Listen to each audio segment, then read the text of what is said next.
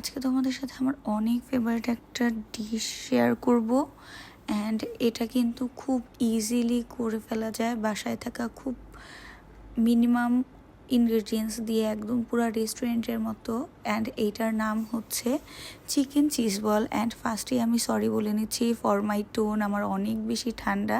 আমি ফার্স্টে নিয়ে নিয়েছি চিকেন, তারপর আদা রসুন পেস্ট দিয়েছি, এরপর দিয়েছি সয়া সস, তারপর দিয়েছি লাল মরিচের গুঁড়া, এরপর দিয়েছি হচ্ছে টেস্টিং সল্ট, আর আমি অ্যাড করেছি হচ্ছে এটার সাথে কালো গোলমরিচের গুঁড়ো। অ্যান্ড সব কিছু আমি মিক্সড করে নিয়েছি। এরপর আমি মোজারেলা চিজ নিয়েছি। আমার এই চিজটা খেতে অনেক বেশি ভালো লাগে আর আমি এমনিতেই খেয়ে ফেলি।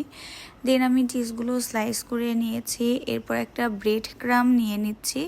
তারপর হাতে আমি অল্প একটু অয়েল র্যাপ করে নিয়ে এইভাবে করে হচ্ছে চিকেনের পুরের ভেতরে হচ্ছে আমি